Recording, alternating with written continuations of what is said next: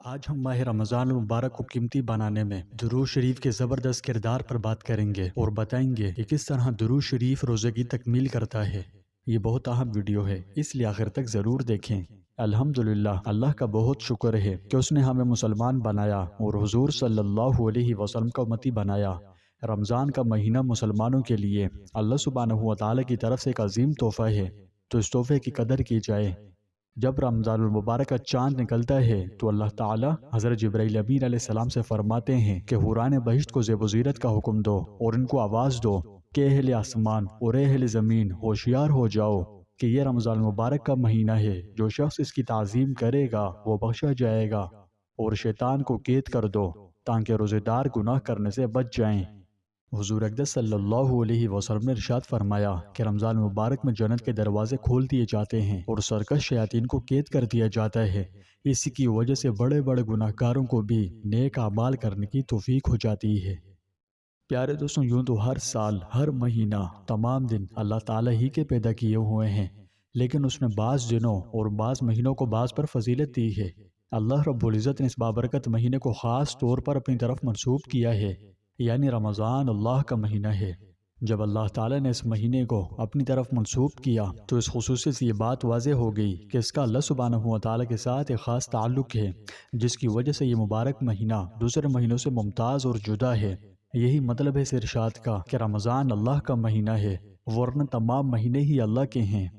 خصوصی تعلق پیدا کرنے سے مقصود یہ ہے کہ حق تعالی کی تجلیات خاصہ اس ماہ مبارک میں اس درجے نازل ہوتی ہیں کہ جو دوسرے مہینوں میں نہیں ہوتی، گویا موسلادھار بارش کی طرح خصوصی تجلیات الہیہ اس ماہ مبارک میں برستی ہیں۔ جنہیں حق تعالی نے بصیرت کی آنکھیں دی ہیں وہ ان تجلیات کا مشاہدہ بھی کرتے ہیں اور ان کے فیض و برکات سے مستفید بھی ہوتے ہیں۔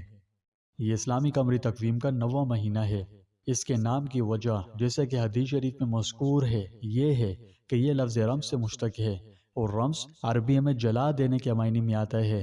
چونکہ اس مہینے کی یہ خصوصیت ہے کہ مسلمانوں کو گناہوں سے پاک صاف کر دیا جاتا ہے، بشرطے کہ رمضان مبارک کا پورا مہینہ احترام اور اس کے اعمال کا اہتمام بھی کیا جائے، اس لیے اس کا نام رمضان رکھا گیا۔ رسول اللہ صلی اللہ علیہ وسلم نے فرمایا، اگر لوگوں کو معلوم ہو جائے کہ رمضان کیا ہے تو میری امت تمنا کرے گی کہ کاش سارا سال رمضان ہوتا۔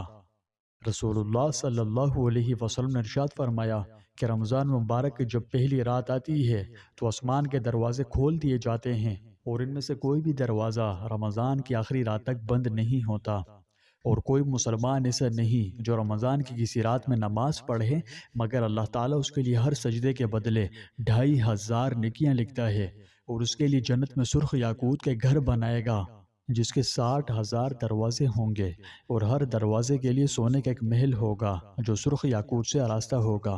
پھر جب روزہ دار رمضان کی پہلی تاریخ کو روزہ رکھتا ہے تو اس کے پچھلے تمام گناہ معاف کر دیے جاتے ہیں، اور صبح کی نماز سے لے کر غروب آفتاب تک ہر روز 70,000 فرشتے اس کے لیے اللہ سے مغفرت طلب کرتے رہتے ہیں۔ اور جب کوئی شخص رمضان کی رات یا دن اللہ کے سامنے سجدہ کرتا ہے تو اسے ہر سجدے کے بدلے جنت میں ایک درخت ملتا ہے جس کے سائے میں سوار 500 سال تک سواری کر سکتا ہے۔ رمضان المبارک کا مہینہ اللہ کی طرف سے بہت بڑی نعمتوں کا مہینہ ہے۔ اس مہینے میں اللہ کی طرف سے انوار و برکات کا سیلاب آتا ہے اور اس کی رحمت موسلادھار بارش کی طرح برستی ہے۔ الغرض یہ بڑا مقدس مہینہ ہے، اس کی جتنی قدر کی جائے کم ہے۔ اللہ ہمیں اس بابرکت مہینے کی قدر و منزلت عطا فرمائے۔ حضرت انس رضی اللہ عنہ سے روایت ہے کہ جب رجب کا مہینہ آتا تو حضور صلی اللہ علیہ وسلم یہ دعا فرماتے، اللہم بارک لنا فی رجب و شعبان وبلغنا رمضان۔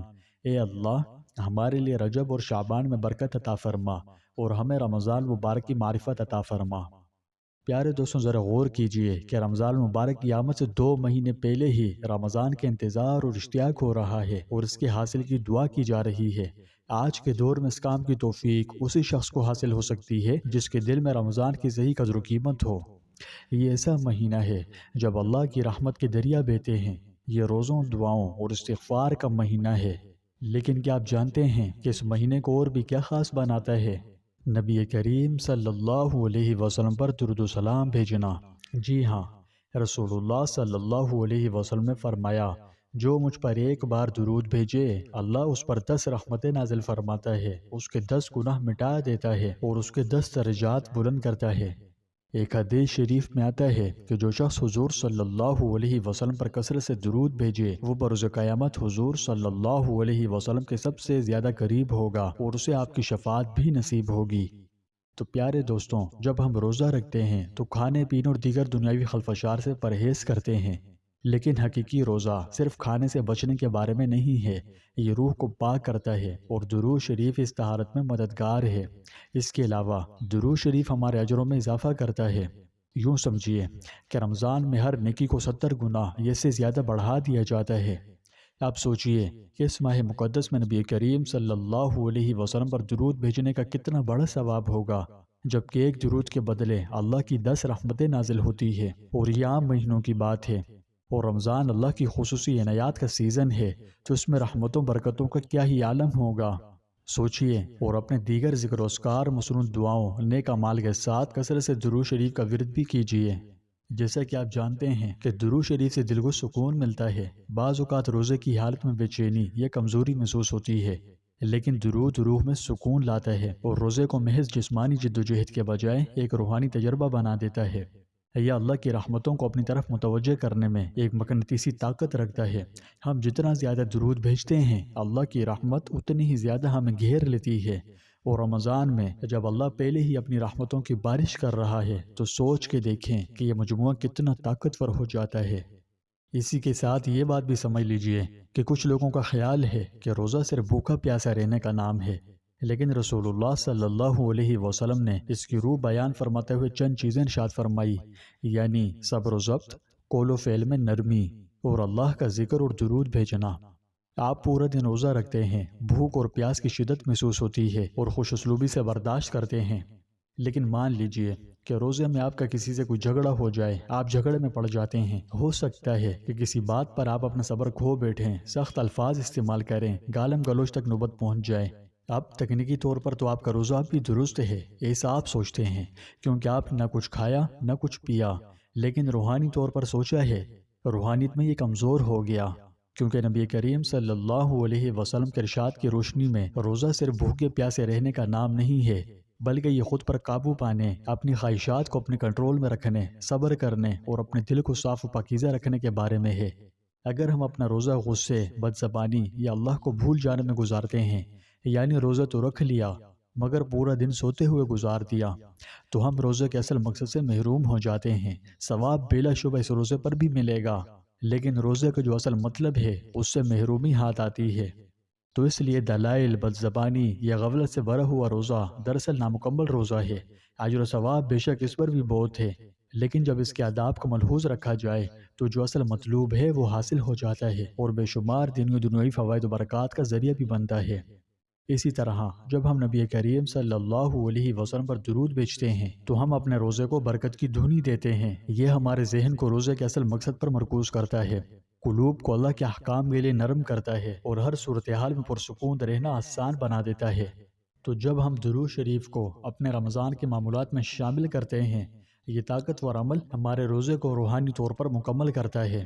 اور ہاں، جیسے کہ یہ اللہ کی خصوصی رحمتوں اور بخششوں والا مہینہ ہے تو اس میں اس بات کی خوب کوشش کیجیے کہ جتنی دفعہ بھی آپ اپنے نبی کا اسم گرامی سنیں تو فوراً صلی اللہ علیہ وسلم کہیں، کیونکہ رسول اللہ صلی اللہ علیہ وسلم نے فرمایا، بخیل ہے وہ شخص جس کے سامنے میرا نام لیا جائے اور وہ مجھ پر درود ہی نہ بھیجے۔ تو پیارے دوستوں، آئیے غافل لوگوں میں شامل نہ ہوں، اپنے شب و روز کو درود و سلام سے بھر کر اس رمضان کو حقیقی معنوں میں بابرکت بنائیں۔ میرے پیارے دوستوں، اگر آپ چاہتے ہیں کہ آپ کے روزے قبول ہوں، اگر آپ چاہتے ہیں کہ آپ کا رمضان برکتوں سے بھر جائے، تو جتنا ہو سکے رمضان کے آداب کو ملحوظ رکھتے ہوئے درود پاک پڑھنے کی عادت ڈالیں۔ اور ہاں، میں آپ سے خاص چیز پوچھنے لگا ہوں، آپ ایک دن میں کتنی بار درود بھیجتے ہیں؟ کامنٹ کر کے ضرور بتائیں۔ اللہ آپ کے اور میرے ایک ایک درود کو قبول فرمائے اور اس کے فیض و برکات سے مستفید ہونے کی توفیق نصیب فرمائے۔ اور جیسا کہ میں آپ کا خیرخواہ ہوں تو آپ کا بھی اتنا فرض تو بنتا ہے کہ جب آپ اپنے لیے دعا مانگیں تو مجھے اور میرے والدین کو بھی اپنی دعاؤں میں یاد رکھیں۔ میں بھی دعا کرتا ہوں کہ اللہ تعالی ہم سب کو اس مقدس مہینے کی تمام خیر و برکتیں عطا فرمائے اور ہمیں اپنے پیارے نبی صلی اللہ علیہ وسلم پر کثرت سے درود بھیجنے کی توفیق عطا فرمائے۔